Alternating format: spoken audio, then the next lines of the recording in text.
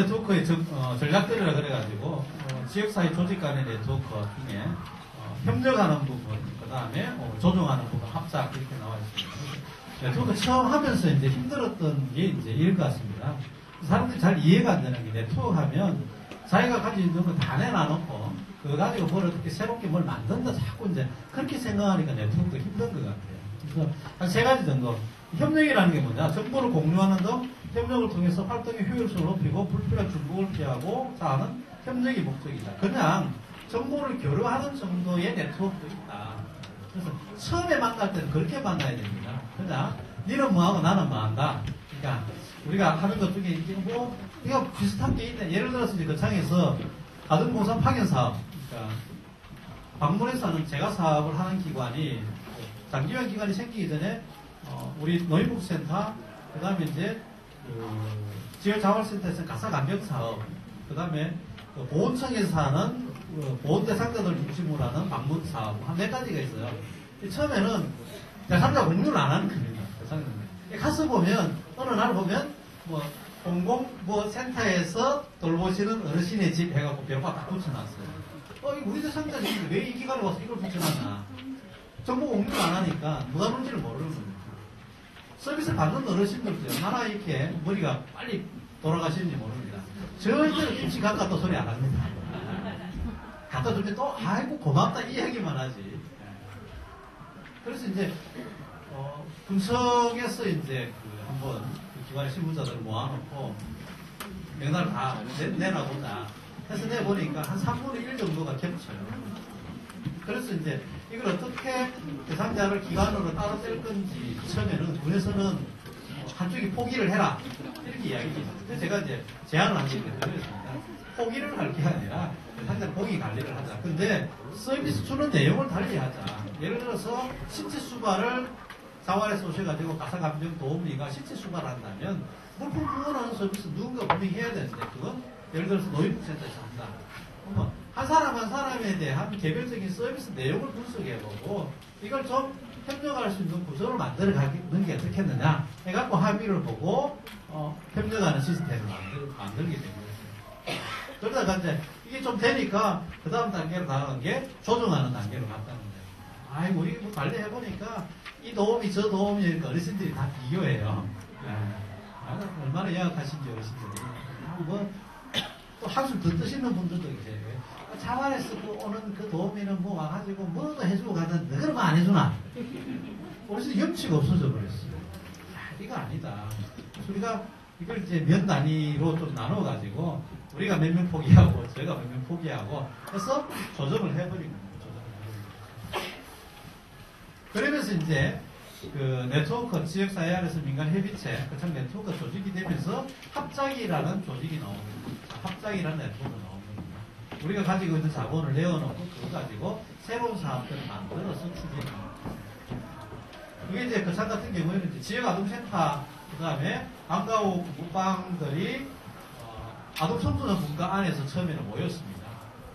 이 모여서 이런저런 이야기 하다 보니까 아동청소년 분과에서 우리끼리 모이는 뭔가 조직을 하나 만들어야 되겠다 해서 방과후 아동시설연합회라는 걸 만들었습니다.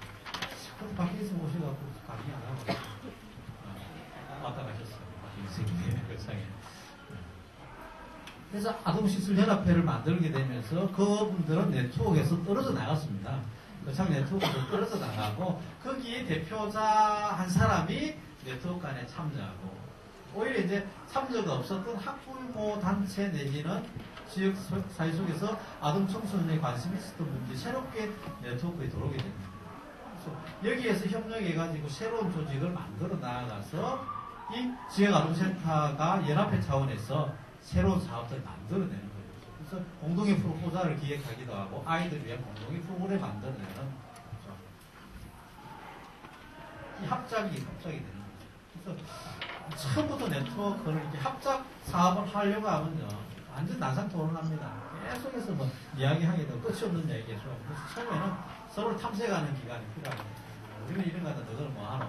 사업 계획서 내놓고 서로 공유하고 비전 나누고 또 우리 예산이 이 정도 되는데 실무자가 이 정도 되고 실무자들끼리 모이니까 월급 비교하더라고요.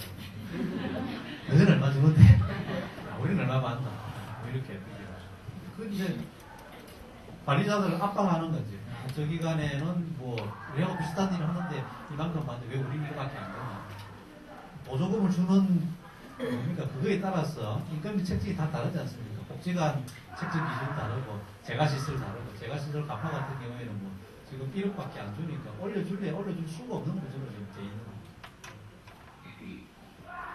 저희 이제 월급비라 같은 이제 생활시설이니까 인건비가 그래도 좀 연장근로 수당이나 이런 게 이제 인정이 되니까 그리고 그 청에서는 이제 제일 지금 이제 1년 1호봉 되면 이제 연봉이 한 2,300만 원 정도 됩니다. 1년 1호봉이 2,300만 정도 되니까 직원 모집 일하니까요. 와서 줄 서잖아요. 지금 저희들이 회계파트 직원을 하면 뽑습니다. 국가정보 시스템을 활용할 수 있고 이거 전부 다 안 계시니까 선전해도 안 되겠네. 하면 뽑는다 이랬더니 40대 아주머니들이 왜 그리 많이 오는지 모르겠어요. 사이버로 사회복지 공부하시고 워드프레스 자격증 따시고 자격증이랑 자격증 다 하고 계세요. 스펙이 굉장히 괜찮은 분이 계세요. 근데 그 아주머니를 데리고 일을 시키게 될 중간 관리자는 올해 31살이에요. 무슨 나이가 뭐 되겠나 만도 하여튼 쉽지는 않을 것 같아요. 오늘 우리 한 명 뽑는데 지금 벌써가 몇 통 돌았대요. 해당자가 있을런지 없을런지 모르겠어요. 그리고 이제 네트워크가 합작 이런 형태로 가야 되겠다라는 말씀 좀 드렸고요. 거창 네트워크의 실제라 그래가지고 거창의 이야기들을 좀 더 나누도록 하겠습니다. 그래서 사실은 이제 거창의 네트워크를 만들게 되는데 우리 이영규 교수님이 아주 절대적인 적진적이었습니다. 원고에 나옵니다. 조직화를 위한 기본구상이 2005년도 9월에 광주대학교 참여복지센터가 주관한 지역복지 아카데미라는 곳에 제가 거창에서 광주까지 갔다는 거 아니에요. 1시간 40분 걸립니다. 그때만 해도 88고속도로 담양구가 넓혀지기 전입니다. 억울한 길을. 병원에 제가 안 빠지고 가는데 가서 이제 그때 한신대학교 이인지 교수님 오셔가지고 지역사회복지 환경이 이제 이렇게 바뀔 거다. 그때 지역사회복지 협의체가 막 출발해갖고 막 비틀비틀하고 있는데 정권이 바뀌면서 주민선 통합서비스 네트워크가 만들어지게 됐거든요.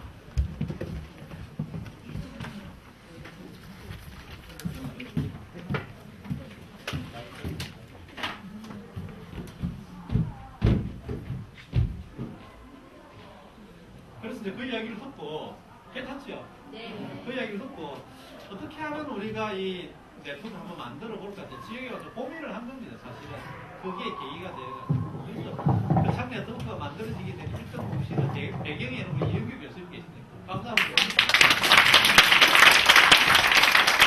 제가 계셔서 하시는 이야기가 아니고 선한 자격들을 사실은 굉장히 많이 받습니다. 도전도 많이 받고 그러면서 이제 그 차관에 와서 물밑 작업을 한 겁니다. 어떻게 하면 이게 정권 차원에서 제도화되어져서 내려오는 라인이 아닌 순수하게 민의 중심이 되어져서 민간의 조직을 네트워크를 할 것인가. 이때는 그 장군에 계시는 공무원 선생님들은 이런 사업이 오는지 안 오는지도 사실은 모르고 있을 텐데 이 당시가 정책을 입안하기 위한 교수님들이 연구하는 단계였기 때문에 그때부터 사실 저희들이 이제 물밑에서 물밑 작업을 한 겁니다. 시민단체, 그 다음에 사회기관 단체장님들 만나가지고 쭉 이야기를 했었어요. 근데 네트워크에 대한 굉장한 부정적인 생각을 갖고 계십니다. 왜건 아니까 그 차관에서 사회복지 관련해서 주민서비스 관련해서 네트워크를 만들어 본 경험이 있는 게 실패한 경험이에요. 그러니까 뭔가 또 새로운 조직을 만들자라는 데 대한 거부감이 굉장히 많은 거예요. 그래서 제가 설명을 드렸죠. 이건 그거하고는 다른 것 같다. 향후에 1, 2년 안에 정권 차원에서 아마 이 부분을 가지고 분명히 하게 될 건데 우리가 여기 승부수를 띄워야 된다. 그래야지 관이 중심이 된 조직체가 만들어지지 않는다.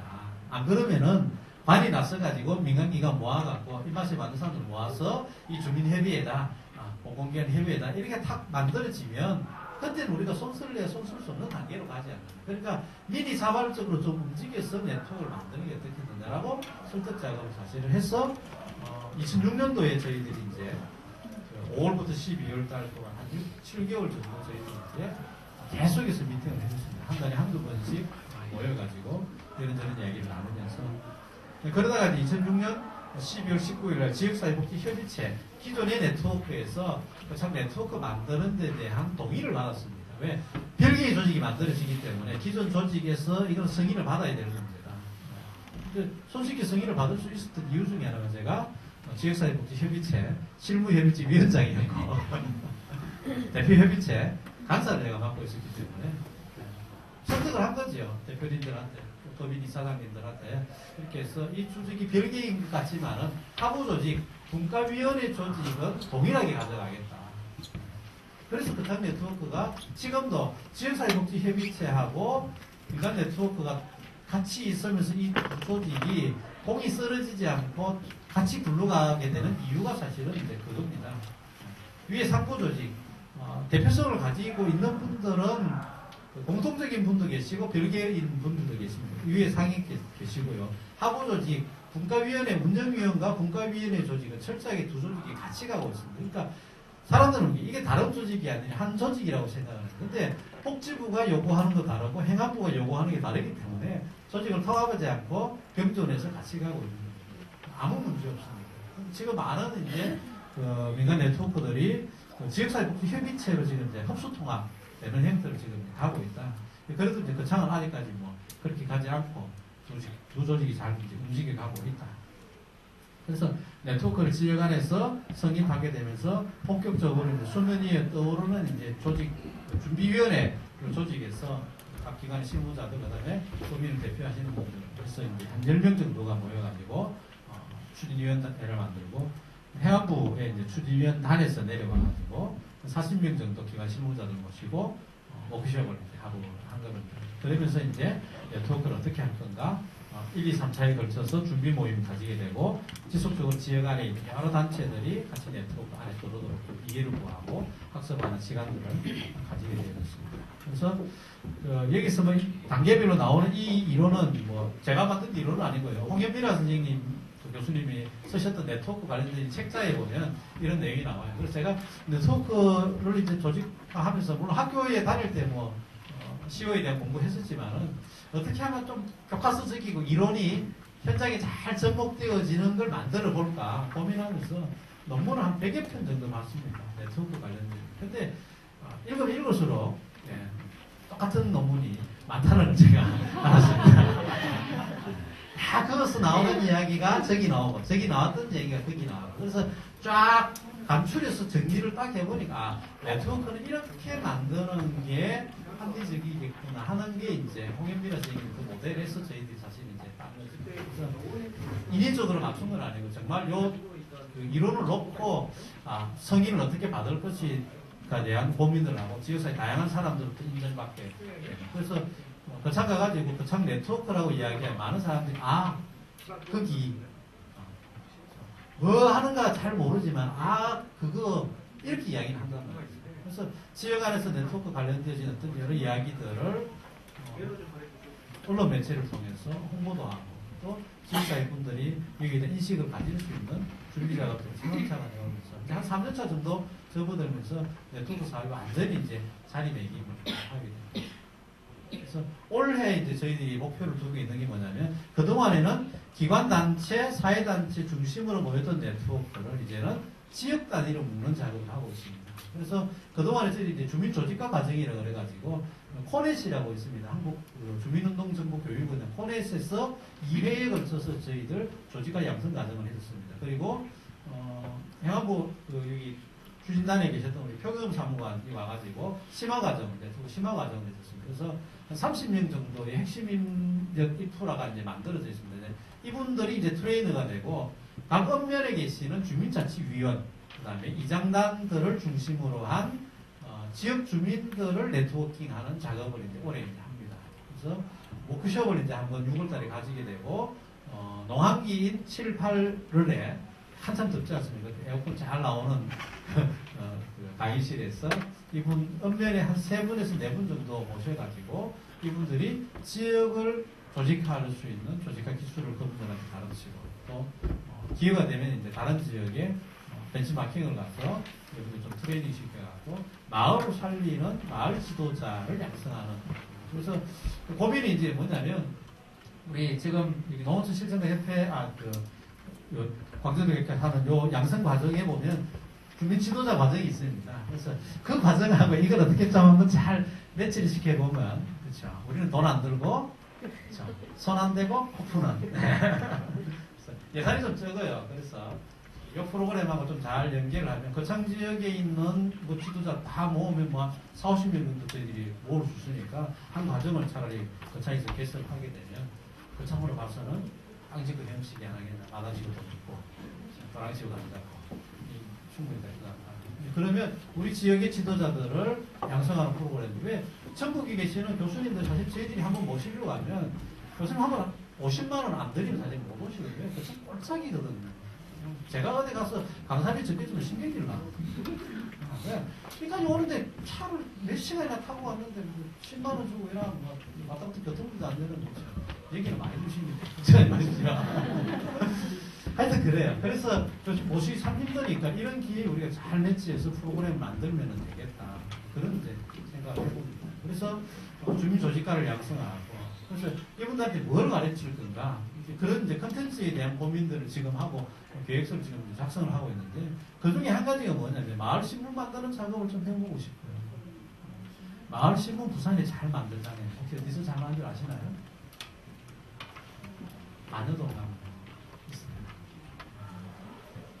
김미전 국장님 있습니다. 안송 사람들. 네. 안여동이잖아요. 안송에서. 다른 데요? 안여동 옆입니까? 제가 강서 천혜만 살아가고. 강의를 제가 인터넷에 또 있는 거 제가 봤거든요. 가슴 뭉클하고. 그래서, 우리도 이제, 동네 사람들이 경쟁력을 가지기 위해서 동네 신문을 만드는, 마을 신문을 만드는. 그래서 이걸 자연불학 단위로 만들긴 힘들지만은 전체적으로 연 단위의 신문을 좀 만드는 거예요. 그래서 우리가 파는 농산물 안에, 거창사과 안에 그 신문 한 장씩 넣어갖고 파는 겁니다. 그러면 과일을 파는 게 아니라 그 동네에 정서를 파는 거예요. 노인 일자리 사업으로요. 마을 문화재, 그 다음에 마을 당산나무 지킴이단 이런 걸 만들고 싶어요.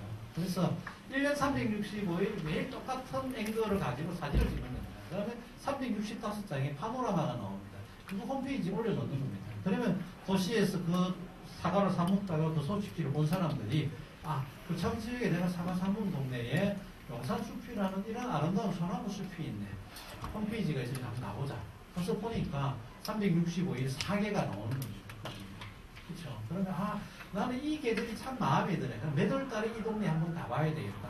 그럼 그 동네 몇 월 달에 오면 그 동네가 매달 마을 축제를 하는 겁니다. 마을 축제를 해서 무슨 뭐 거창한 거 할 거 아니고요.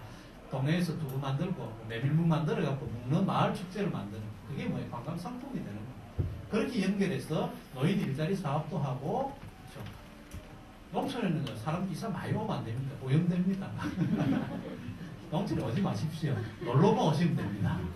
그래서 유동인구를 늘리는 작업을 하자. 유동인구를. 정주 공간에 정주 인구를 늘리는 것도 중요하지만은 농촌에 와서 돈 쓰고 가게 만들고 정서를 파는 것. 농산물을 파는 게 아니라 정서를 팔게 하는 어떤 그런 작업을 해보자. 그런 교육을 마을을 살리는 이 주민들, 우리끼리 조직화를 통해서 그런 정서를 만들어서 도시 사람들한테 그걸 팔고 도시 사람들이 시골로 한 번, 두 번 오다 보면 마음이 동행합니다. 마음이 동행합니다. 야, 나도 여기서 이사 와서 살았으면 좋겠다. 할머니한테 집 없어요. 저 위에 집에 빈집 하나 이거 뭐 500만 원 하다 하면 내가 이야기하면 450만 주고 살기다. 그만 살아. 이렇게 해서 사람들이 이사를 와야 되지. 그리 안 하고요. 집 사고 싹 그거를 뿌리고 새로운 집 딱 지어갖고 무슨 별장처럼 지어놓고 동네 섬입니다. 섬. 지금 시골에 와서 시골에 정착해 시골에 뭐 인심이 야박하고 저는 아직까지 1년 365일 13년 동안 살면서 우리 집 문장 가놓고 댕겨본 적이 없어요. 여러분 도둑도 하나도 안 왔어요. 우리 집 길가에 있거든요. 큰 길에 그냥 버스 정류장이고 교회 앞에 버스 정류장이고 우리 집이 상태 그냥 있는데 노단지 열어놓고 살아도 아직까지 교회 안에 앰프 값만 해도 뭐 110만 원짜리 한 번도 도둑 맞은 적이 없어. 결국에 뭐예요? 외지인들이 뭔가를 가지고 들어와서 했던 프로그램이 사실은 뭐예요? 동네산 이가 나고 문제 생기고 싸우고 아프게 되는 거예요. 그래서 사회복지 서비스 프로그램을 만들어가지고 마을에 들어갔더니 오히려 그 프로그램이나 그 서비스가 사람의 마음을 더 강박하게 만들고 동네 사람들의 마음을 이간질하는 이런 거 있습니다. 노인복지센터에서 서비스 주러 갔어요. A라는 할머니 집에 가서 서비스 잘 해드렸어요. B라는 할머니가 이야기합니다. 나도 그거 좀 해주면 안 되나? 우리 뭐라고 해야 됩니까? 어르신은 대상자가 아니기 때문에 안 됩니다. 맞잖아요. 예산법이 안에서 해야 되는데 대상자 아니기 때문에 안 돼요. 근데 이제 동네분들이 이야기합니다. A보다 B가 사실은 더 딱하다. 왜? 부자식이 상팔자인데 사실끼리 있는 게 하나도 돌보도 안 하고 나가서 저기 나서 저기 보고 살고 아무도 안 돌본다. 이 할머니 진짜 불쌍하다. 시골에 가보면요. 죄송합니다. 기초생활수급검사 할머니들은 당장 나무 밑에 앉아갖고 모시석사님 앉아갖고 그저그저 이렇게 생활하고 있습니다. 사식이 있는데 안 돌봐주는 할머니들은 허리가 피도록 노래갖고 밭에서 일해야 돼요. 이제 당장 나 밑에 앉은 할머니가 부치부치 앉았다 일하고 오면 야야 오야 가라. 오늘 그뭐 통닭 갖고 왔다. 이 할머니는 앉아갖고 통닭 서비스 받고 통닭 먹고 있고. 그렇죠. 할머니 열심히 나눠 먹으면 괜찮은데 이 할머니가 통닭이 왔잖아요. 갖고 저기 갚버려. 그나마 동네 할머니 뒤꼭지 대놓고 전전저전한 막 욕짓거리 한단 말이에요. 이게 오히려 뭡니까? 서비스 줘서 동네가 깨지게 되는 거예요. 저희들이 이제 생각을 바꿨잖아요. 그 차이 이제 저희 노인복지센터 반찬 맛이랑 지금 좀 분단이 되어 있는데 반찬을 해서 갖다 주는 게 아니라 반찬 필요한 사람들끼리 모여서 반찬 만들어 가시라 그랬어요. 얼마나 재밌는지 몰라요, 이거. 이 책이 이제 사례집이 만들어져 있습니다. 한 달에 10,000원씩 주고 팔아야 되는데. 100건 찍었는데 한 50건 나오고 50건 남아 있습니다. 혹시 필요하시면 전화로 신청하면 안 되고요. 제가 나중에 메일을 가르쳐 드립니다. 메일로 주시면 제가 10분에 안에서 선착순으로 드리도록 하겠습니다. 그래서 제가 서비스를 찾아가는 서비스가 좋다고 이야기하지만 찾아가는 서비스가 저는 폐해가 얼마나 많아요. 서비스의 자원은 어디 있느냐? 다 지역 안에 있더라는 거죠. 그래서 할머니들끼리 7, 8명 모여가지고 할아버지 2-3분 깨워가지고 같이 장보러 같이 갔다 오고 같이 반찬 만들어서 같이 나누니까 얼마나 즐거워 하십니까? 반찬의 주인이 본인이 되는 거예요. 전에는 뭐예요? 가져다 주는 반찬 염치 없이 얻어먹고 뭐 나이 한 27, 8살 되는 사회복지사들 와가지고 반찬 갖고 선생님 오시느냐고 나이 80번 할머니가 이거 아니잖아요. 근데 당당한 거예요. 내가 만든 반찬 간을 보는 누가 봐요? 본인이 봐요. 자기 입맛에 맞추는 거예요. 지금 누구 입맛에 맞춰요? 반찬을 만드는 사람 작게 먹으면 반찬 다 작게 가고 싱겁게 먹으면 다 싱겁게 가잖아요. 근데 이게 뭐예요? 수요자가 서비스 이용자가 직접 반찬 만들고 근데 그걸 거들어주는 사람이 있어요. 누가거든요?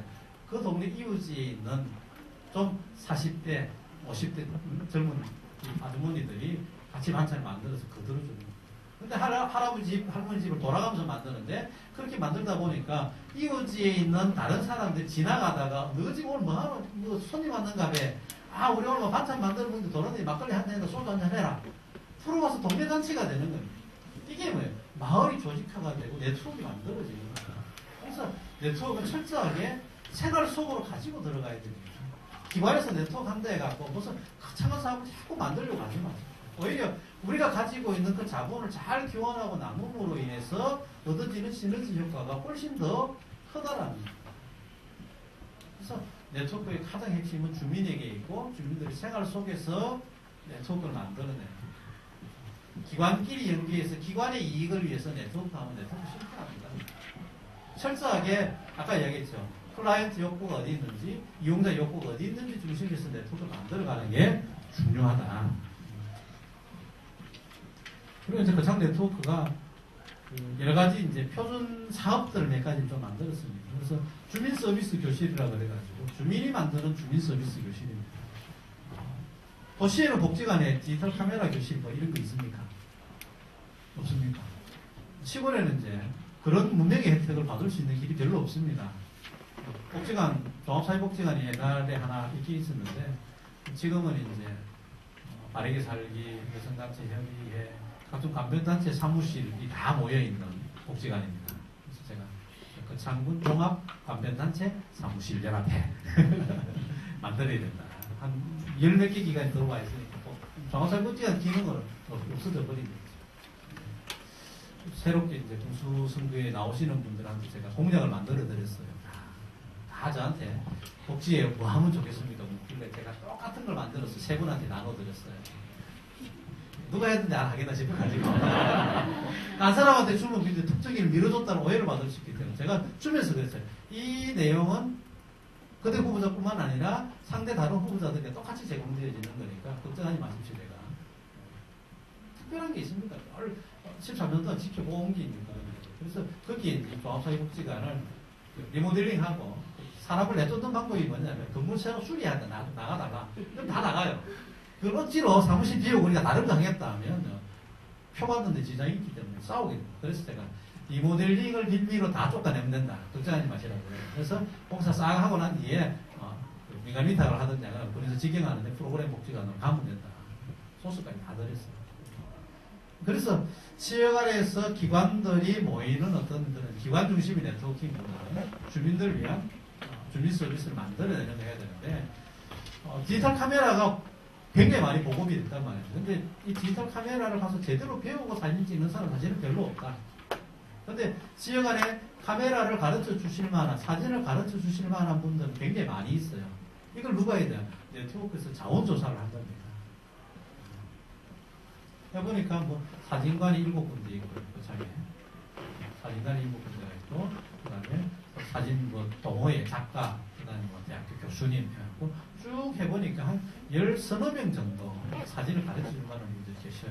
실제로 사진관 사장님 중에는 지역의 전문대학에 그 카메라 이렇게 강의를 나가시는 분들도 계시고요. 그래서 이분들을 좀 잘 조직화해서 사진을 가르쳐 주시는 사회공헌 활동을 하게 만들어야 되겠다 하고 부탁을 드린 거였어요. 인사하고 잘 여쭙고 취지를 잘 설명하고 이렇게 저렇게 하려고 하는데 아직 생각은 어떻습니까? 참 아이디어 좋네요. 나는 일주일 중에 요 하루밖에 시간이 안 되는데요. 아유 됐다고. 우리도 그 하루만 하면 된다고. 그리고 아파트 가가지고 광고를 한 거지요.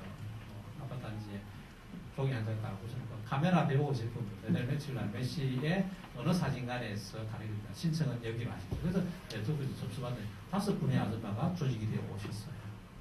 오셔가지고 사진관하고 연결해줬어요. 한 팀은 미술학원 원장 선생님인데 카메라를 한 24대 가지고 계십니다. 아주 그 오래된 플래시 카메라부터 시작해서 최신 DSLR까지 한 20몇 대 되는 카메라를 쫙 놓고 카메라를 완전히 분해를 해가지고 카메라를 이렇게 생겼습니다. 이런 아줌마들이 왜? 한 번도 본 적이 없어. 신랑이 그 잘못 맞으면 부사진다고 손을 못 대게.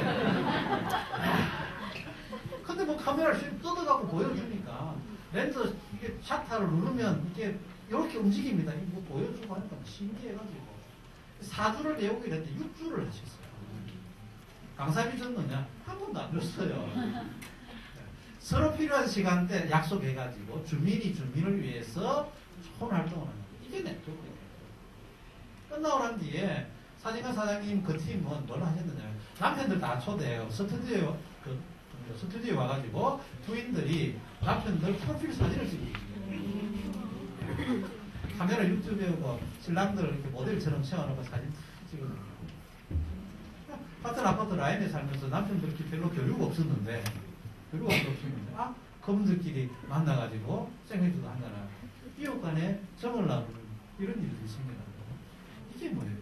지역 주민을 위해서 지역 주민을 위한 주민 서비스를 만드는 이게 지역 안에서 네트워크로 가능한 겁니다. 이런 생활 서비스를 많이 만드는 거예요. 지금 뭐 하느냐면 자동차 정비교실 올해 이제 준비하고 있습니다.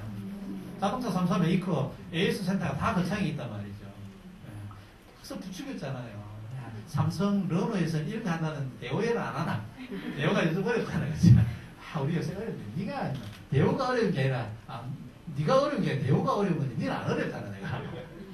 그 당시 났어가지고 주민들한테 대우 자동차 정비기술 간단하게 엔진 체크, 오일 체크 이렇게 한다. 부동액이 떨어졌으니 뭐 이렇게 본다. 뭐 차소리가 이렇게 나면 뭐가 이상이 있는 거다. 이런 걸 주민들한테 좀 가르치고 하면 차 고장나면 누구한테 가겠노? 니한테 가는 거 아니나. 그렇게 막 눈이 번쩍 떠있는 거야. 제일 먼저 찍으면 기아 자동차가 발목을 안 썼어요. 기아 자동차 창원 에서 AS 요원을 보내주겠대요. 아예. 거창에 있는 것도 하지만은 간단하게 부동에 가고 와이프하고 이런 거를 그냥 무상으로 교체해 줄 테니까 사람만 많이 모아달래요. 그래서 많이 모이면 교육효과가 떨어지게 되니까 그러니까 10명 단위로 3번씩 하자. 한 10명 해야지 그래도 오너 정비 교실이 되지 않습니까?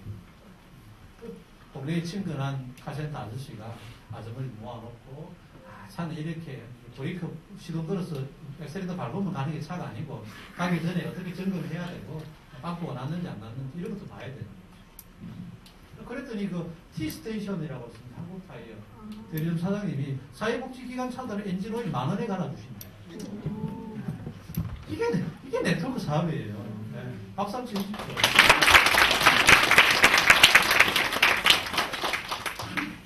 그리고 한 달에 한 번씩 그 복지기관 차 타이어도 갈아줍니다. 적은 돈 아니거든요. 근데 네트워크 안에서 이런 일들이 이루어지다 보니까 지역 주민들이 자발적으로 뭔가 내가 가지고 있는 기술이나 내가 가지고 있는 어떤 지적 능력을 사람들 앞에 나누는 활동을 해보겠다라는 게 자연스럽게 일어나는 거예요. 돈 안 들잖아요. 네트워크를 해보면 돈이 별로 안 들어요. 네트워크 사는 돈이 별로 안 들어요. 어떻게 하면 지역 주민들 호주머니에 있는 각가지의 재능들을 끄집어내게 하는가. 이건 많은 사람들이 사실 발품을 팔아야 되는 거예요. 그래서 저희 네트워크가 이제 코디네이터 선생님 4분이 계시는데 사회복지를 다 전공하셨어요. 특히 다 사이버로 공부를 하셨습니다. 그리고 연령대가 30대 후반에서 40대 초반이라는 한 분만 지금 이제 30대 초반에 이제 결혼 안 하시고 포지션 한 분이 3분이 다 40대 초반, 30대 중반에 이제 아주머니 있습니다. 네트워크를 얼마나 잘하시는지 대학에서 사회복지 네트워크를 뭐 박사 학위를 받으신 분보다 훨씬 더 잘하시고 왜? 실전이기 때문에 계속해서 제가 강조하고 있는 말이 있습니다. 가서 인사하고 여쭈어보고 관계를 해보잖아요. 그 사람들의 특징 중에 하나가 네트워크를 잘합니다. 세 사람만 모이면 개를 모읍니다. 무슨 개가 있느냐? 한 달에 10,000원씩 내서 음식점 순회하는 개도 있습니다. 별로 희한한 개들이 다 있습니다. 초등학교 동창회를 하기 위해서 관광버스 대절에서 오신 겁니다. 저는 8월 15일이 되면 우울합니다. 우리나라 광복이 되는데 하나도 안 믿고. 왜 그럴까? 초등학교 동창회 하러 다 오셨는데 나는 초등학교 동창회 다 부산에 있어요. 고향 생각만 나는. 나도 고향에 가서 동창회 한번 해야지. 13년 동안 중학교 동창회 딱 한 번 왔습니다. 아무도 몰랐어요. 그 정도 이렇게 결속력이 있는 동네가 거창입니다. 장학금 배근무제 했더니 7개월 만에 배근무하고 대단한 동네죠. 거창이 수능 성적 상위권 안에 다 들어있는 군단이 유일한 거예요. 수리영재, 언어영재. 제가 볼 때 거창 아이들이 다 공부 잘하는 게 아니고 외제성 아이들이 공부를 잘해요. 거창고등학교, 여고, 대성고등학교 50%, 거창고등학교 80%, 나머지 학교 50% 이상이 다 외제 아이들이에요. 제가 각하면서 동상 묻다 저 여기 방송에 나중에 편집해 주십시오. 왜 그러냐면요. 거창에서 장학금 걷어서 거창 안에서 사용되어지는 장학금이 거창 아이들을 위해서 써야져야 되는데 그렇지 못한 안타까운 것들이 좀 있습니다. 장학사를 지금 서울에다가 50억 들여서 짓는다 하는데 거기 가서 혜택을 볼 아이들 거창 아이들 아니고 거창에서 고등학교 나온 아이들이죠. 지금 거창에서 기숙사 생활하는 아이들 거창 아이들은 아니고 다 외지에서 온 아이들입니다. 부산, 서울, 대전, 대구, 부산, 찍고 이렇게 안타까워요. 당연 내 아이도 원도 못 얻어가지고 자취하고 있단 말이죠. 거창에 사는 이유는 기숙사 못 들어가요. 면 단위에서 저희 집은 면 단위잖아요. 통학이 불가능합니다. 면 단위에서 아이들이 와서 학사를 하나 지어야 돼요. 그래서 제가 공약 사업에다 다 넣었잖아요. 내가 군수가 되면 이거 하겠다. 면 단위의 아이들을 위해서 학사를 짓고 거기에 초등학교, 중학교, 고등학교 교편 작업 비싸 퇴임하신 분들이 오셔서 저녁에 가해도 좀 해주시고 노인 일자리 사업을 연결하면 돼요. 한 달에 20만원씩 되면 뭐 연금 받으시는 분이신데 안 그렇습니까? 소위풀이 사고 오셔가지고 아이들도 좀 가르치고 지도 감독도 좀 해주시고 청소년 선도하러 다닌다고 밤새 그 대기업 오시고 술집에 가고 뭐 일을 하듯이 하고 이거 모았어요. 다 갚아요. 실질만 있어요. 왜? 혈연학연 지연으로 매여 있기 때문에 지역 안에서 안면이 받쳐갖고 나도 못합니다. 이걸 개선할 수 있는 농촌 지역의 청소년 문제가 사실 심각한데요. 곡성은 안 그렇습니까? 괜찮은 그렇습니다. 심각해요, 보면. 요즘 아이들은 무서워요. 저희 센터 있는 그 밑에 보면 가로등 밑에 보면 두 개가 두둑고 있습니다. 하나 자세히 봤더니 입을 다 맞추고 있어요. 교복 입고. 교복 피고 담배 피고 걸어가는, 담배 피면서 교복 입고 담배 피면서 걸어가는 게 예사예요, 예사. 그걸 막을 수 있는 사람이 아무도 없어요. 법도 못 막아요. 누가 막수가 있어요. 그런 아이들을 위해서 지역 안에 건전한 그런 시설들이 좀 만들어져요. 근데 외지에서 온 아이들은 다 범생이들 아닙니까? 공부 잘하죠. 뭐 잘생겼죠. 부모 괜찮게 살죠. 다 기숙사 생활하죠. 바깥에 나올 일이 없어요. 속된 말로 그런 말이 있습니다. 밤에 돌아다니다가 그 학교 안심하고 자녀 보내기 운동하는 얘기 방금 순찰을 보시거든. 그래 너 어느 학교 그 장고등학교 야, 너 공부하기 힘들지. 그 일찍 들어가. 근데 뭐 땡땡 뭐 고등학교인데 자식 공부를 어디 또 똑같은 고등학생이 걸어가다가 똑같이 걸렸는데 학교 이름에 따라서 아이들이 차별을 받는다니까. 그래서 우리가 지역 안에서 이런 아이들을 위해서 우리가 좋은 네트워크를 만들어요. 그래서 제가 안 돼가지고 올해 이제 참교육 학부모에 제가 그 지회장을 맡았습니다. 이번에 좀 바꾸자. 그동안에 우리가 참하기 무슨 뭐 이거 하는데 너무 앞장섰지 않았냐. 그래서 실제로 좀 우리가 지역 안에서 좀 해보자. 그래갖고 학부형들을 좀 네트워킹하고 이분들이 네트워크 안에 들어와가지고 건전한 의견들 좀 내고 지역의 아이들을 좀 고민하는 그런 걸 좀 했는데 누군가는 뭐예요? 발품 팔고 희생하고 돌아다니면서 내 돈 주고 소주 사주고 밥 사줘야지 되는 거예요. 카드 결제는 한 달에 밥값은 70만 원 나옵니다. 보면 내가 우리 아들 데리고 가고 밥 사 먹은 적이 없어. 내가 집에서 쫓겨날다니까. 그래도 오늘 저녁에 저희들 그 농촌복지 실천과 협의회 모임이 있는데 모임 한다고 책 모임 한다고 제가 땅이 오고 책을 와이프한테 사주고 다음 달에 이제 책 모임 하는데 당신들 책 읽고 우리 같이 모이세요. 아 그래요. 다음 달에는 음식 뭐 할까요? 그 앞에 달에 뭐 했냐면 베트남 그 요리 월남 싸움을 했거든요. 오신 분들이 와 시골에도 이런 게 있나? 오늘 저녁에 비빔밥 한다. 생각이 있으신 분들 제가 갈 때 그냥 같이 타고 그 차원에 가시고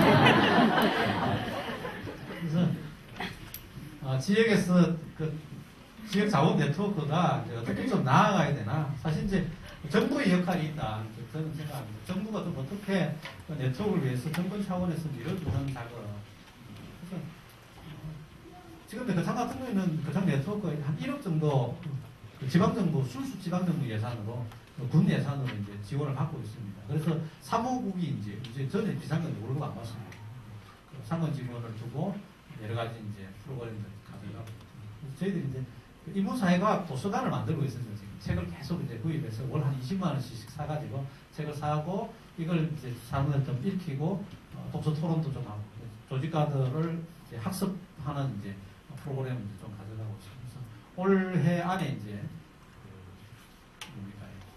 책을 좀 읽었던 이야기들을 발표하는 그런 시간들 좀 만들어 보려고 합니다. 그래서 정부 차원에서 좀 해줘야 될 게 있고, 그 다음에 이제 지방정부 차원에서 사회복지에 대한 인식, 내지는 주민 서비스에 대한 인식을 좀 바꾸어야 된다. 그래서 표되기 때문에 표되는 사람들만 밀어주잖아요. 대체적으로 시골에 표가 누가 표가 된 줄 아시지요? 어르신들. 그래서 죽을 한번 짓는 게 뭔 줄 압니까? 아니, 경로당입니다. 저희 지역이 자연부락이 11개인데 이제 한 개 마을 빼고 경로가 10개 들어섰습니다. 한 개 마을은 지금 마을 주민이 전부 다 7명밖에 안 돼요. 근데 15명 되는 동네에 경로당을 지었어요. 15명 되는 동네에 13평짜리 경로당을 지었고, 그러니까 이제 6명 사는 동네가 알을 못 놓으니까 외지에서 사람들 좀 들어오게 하자 해갖고 최근에 2가정이 늘었어요. 지금 경로당 짓기 위해서 사람을 유치하고 있는. 안 되면 주소라도 옮겨놔라. 지금 그렇게 해서 경로당 짓자. 왜? 5천만 원 주거든요. 부지만 마을에서 마련하면 5천만 원 주거든요. 부지는 동네 땅들이 있어요. 옛날부터 내려오던 동네 전답이 있어가지고 그 뭐 한 100평 정도만 하면은 공지선정 받아가고 짓는다고. 짓고 1년 반 지나면 시설 개부 수비 들어갑니다. 얼마나 날림으로 짓는지 바로 물습니다. 예비권 매차가 된 강도들이 안 보고. 좀 안타깝죠. 그런 부분이 있어요. 1년만 지나고 나면 도배장판 해달라고 군수님 사모님한테 제일 빠르거든요. 군수님 사모님이 군수님보다 길직거리 더 많아요. 빨리 돼요. 이런 거 좀 이제 없애야 된다. 제가 그 후보자 공약집에다가 경로당 그만 짓겠다 넣었어요. 거기 이렇게 합동하시더라고요. 근데 표 의식하지 마시고 이제 그만 지어야 됩니다. 정말 필요한 동네 1년에 10개면 10개 딱 짓고 말지. 뭐 우르르 찾아와서 지어달라고 표 때문에 지어주셔라. 지방정부 역할이고, 그 다음에 이제 민간기관들의 역할은 뭐냐면 역량 강화 해야 된다는 거예요. 민간기관의 직원들 역량 강화에 재미난 이야기인데요. 저희 월급 빌라의 직원들이 그 근무 제도와 관련되어져가지고 이런저런 이야기가 나왔어요. 그래서 3교대 근무를 하다 보니까 생활시다 보니까 근무 조건에 대한 이런저런 이야기가 저희 사무국장님이 이제 너가 하자는 대로 바꿔줄게. 바꿔봐라. 해서 이제 근무 시대를 바꿨어요. 사무국장님 딱 한마디 했었어요. 우리가 장애인 복지시설에 있는데 장애인 복지법 내보다 많이 알아. 직원들이 전부 얼굴이 흔한 무가 됐어요. 얼굴이 빨개졌어요. 시험 볼까? 그랬더니 바로 장애인 복지법 공부하는 동아리가 만들어졌어요. 열심히 해요. 내 권리를 주장하기 이전에 내가 어떤 시설에 있다, 아니면 내가 어떤 기관에 있다, 내 역량을 얼마나 강화시키고 있느냐는 거죠. 왜? 우리들의 만나는 서비스 이용자들은 내가 가지고 있는 자원 네트워크, 내가 가지고 있는 역량 그 이상을 절대로 넘어가지 않는다는 거예요.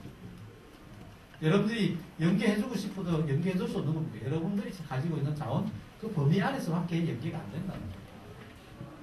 그걸 극복하겠습니다. 민간기관에 있는 우리들 스스로가 우리들 역량을 더 강화시키는 게 필요하다는 거죠.